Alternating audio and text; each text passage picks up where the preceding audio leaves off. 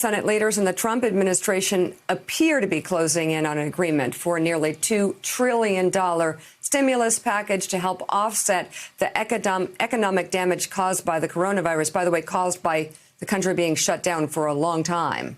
After a series of meetings last night and a phone call with the president, Minority Leader Chuck Schumer and Treasury Secretary Steve Mnuchin told reporters shortly after midnight that they are hopeful a deal will be reached by sometime today, raising the possibility of a Senate vote. Let's bring in senior writer at Politico and co-author of the playbook, Jake Sherman. He's an MSNBC political contributor, and former Treasury official and Morning Joe economic analyst, Steve Rattner. Jake, bring us up to date on what the sticking points are. The sticking points are broadly this $500 billion fund, which is used to help distressed businesses, which is a very crucial part of the bill. Democrats have said the administration has too much oversight, too much leeway to disperse the money as it likes. Now, here's a big problem, and I don't mean to pour cold water all over this, but about 11:30 last night, the president urged Republicans to be against this bill. And I'm not sure what to make of that. I can't, just like all of us, I can't get inside his head. But until the president fully embraces this bill, it's going absolutely nowhere, because we've seen this time and time again. And we write this in Playbook this morning. If Steven Mnuchin is doing some sort of deal with the Senate, he's no more than an independent contractor with kind of good intentions. The president needs to fully embrace this $2 trillion package to get it through a Senate that, by the way, is hobbled. There are 5 Republicans that either have the coronavirus or are sequestered because they've been in contact with Rand Paul, who was positive for the coronavirus. So I would like to just put some skepticism here, and the urgency is really great because Steven Mnuchin set a deadline of Monday for this legislation, and here we are on Tuesday, and the president is dumping all over it as it seemingly, according to Schumer and Mnuchin, is on the brink of passage or on the brink of some sort of deal. Steve Rattner, what's the impact of the president actually trying to undermine this bill? What's the reaction that we're going to see in the markets when they open up this morning? I'm not sure the markets are going to believe that the president is really that much of a factor, that successful undermining the bill. But, Joe, let me just go back for a second to what you were talking about earlier, because I, of course, agree that the public health situation is dire and a crisis. But I think what you're seeing in the president's, and it may well be that the president is playing bad politics rather than good politics, but it may also be what's in the president's head and what he's being told by a number of people. And I'm not at all suggesting that we change course. It's just how bad this economy is going to get. I mean, we're going to be looking at a second quarter GDP number that's probably negative 30%, 30%. That would make that one quarter worse, 1.5 times worse than the Great Recession itself. You had the president of the St. Louis Fed on Sunday night, I believe, say that unemployment could be over 30% in this country. That would be 5 percentage points higher than the Great Depression. So again, I'm not in any way advocating that we get away from this tightening of social restrictions. I'm simply saying that the economic impact, I think it's beginning to dawn on people how great the economic impact of this thing is going to be. But the legislation, I think, is really being done between Mnuchin and the Democrats and Mitch McConnell. And I think for the president to weigh in now is going to engender a huge backlash from that group of people, including his own team, that have been working night and day to get this done. So my prediction is that whatever the president was doing last night will ultimately not derail this. I think they're very close to getting a deal. Whether it's a good deal or not deal, a bad deal, we can discuss. But I think they're very close to getting a deal, and that is totally what the markets obviously want. Jake Sherman, I hear people like Lloyd Blankfein saying, "Go back into work. Let's get this economy started back up again."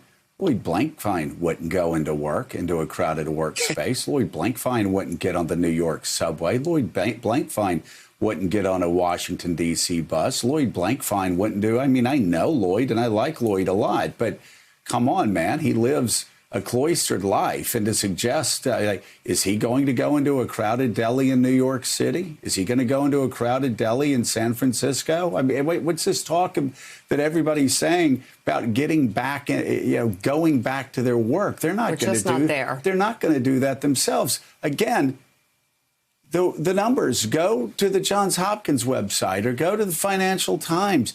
They have these numbers. They have the charts. Our number is going straight up faster than any countries in the world. Our rate of infection will soon exceed China's and be the biggest number of infections in the world. And the next 2 weeks are going to be the worst 2 weeks. Who's going back to work in the next 2 weeks? Nobody. And Congress wants to get out of session really soon, too, because they're sitting in a building Right. and they're all of advanced age. Let's be kind and want to get home. And the House is not even going to come back in session to deal with this bill. I just want to add one note here. Mitch McConnell or Senate Republicans are not happy with the way negotiations are going here and are frustrated with Mr. Mnuchin and the administration for basically cutting a deal with Chuck Schumer and leaving Republicans on the sidelines. So I just want to be careful here, and I don't want to inject too much skepticism, but if the president does not fully embrace this compromise, it's a big, big problem. And markets may or may not get wise to this. I couldn't tell you right now. But this is a problem. The president cannot inject skepticism. I don't want to get too much into the weeds here, but the House is going to have to pass this on unanimous consent, meaning one person could scuttle this and force the entire chamber to fly back to Washington. And if you don't think there's one House Republican who will do that, if the president is noting a skepticism or doubt about this, then you haven't been watching politics for the last decade or so. Well, Steve, the one thing I agreed with wholeheartedly with what the president said yesterday was that while he was trying to strike a bipartisan tone with the negotiations, he said, we have no choice. The Senate has no choice.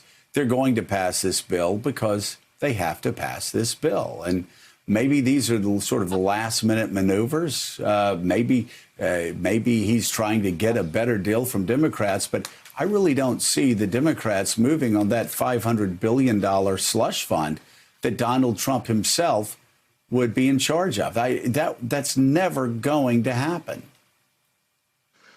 Joe, I'm not as sure about that as you are. The conundrum that we face is that we need a $500 billion fund. We can call it what we want, but we need a very, very substantial allocation of capital to saving these companies. The $500 billion would be taken by the Federal Reserve and basically multiplied by 10 and create over $4 trillion of firepower to save companies.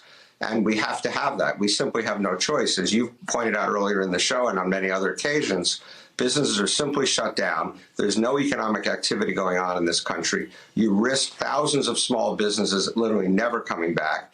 You risk bigger businesses just shutting down because they don't. We can talk all we want about mistakes these companies have made in the past with stock buybacks and executive comp and so on. I will fully agree with you.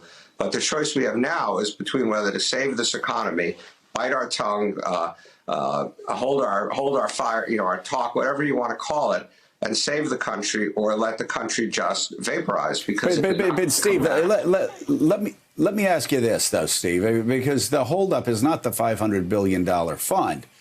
The holdup is that just Donald Trump is the person who decides where that $500 billion go. That's what I'm saying won't happen. If you had the Fed being in charge of where that money went, or if you had people that disperse the funds like we did after the 9/11 fund, how would that look? What special masters could be put in charge? Who could appoint those so both sides could trust each other better? Well, I wrote a piece for the New York Times yesterday proposing or suggesting exactly those two possible alternatives, which is to have some kind of special master.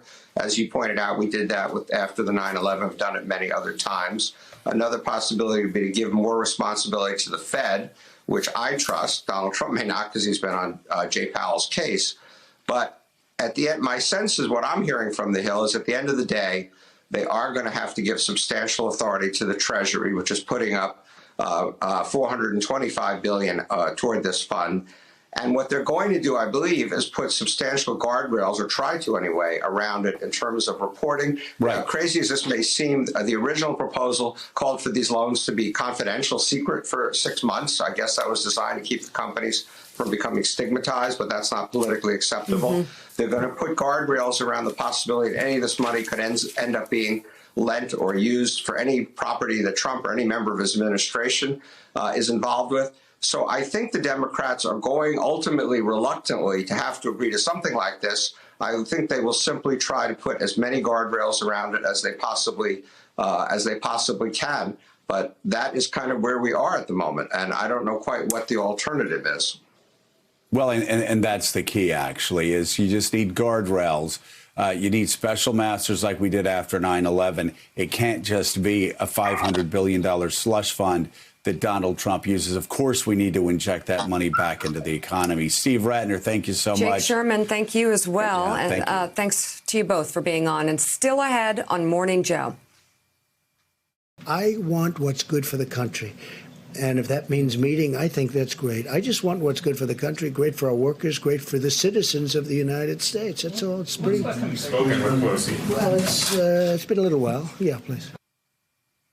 President Trump says it's been a little while since he last talked with the House Speaker. Does that help or hurt the chances of a deal on Capitol Hill?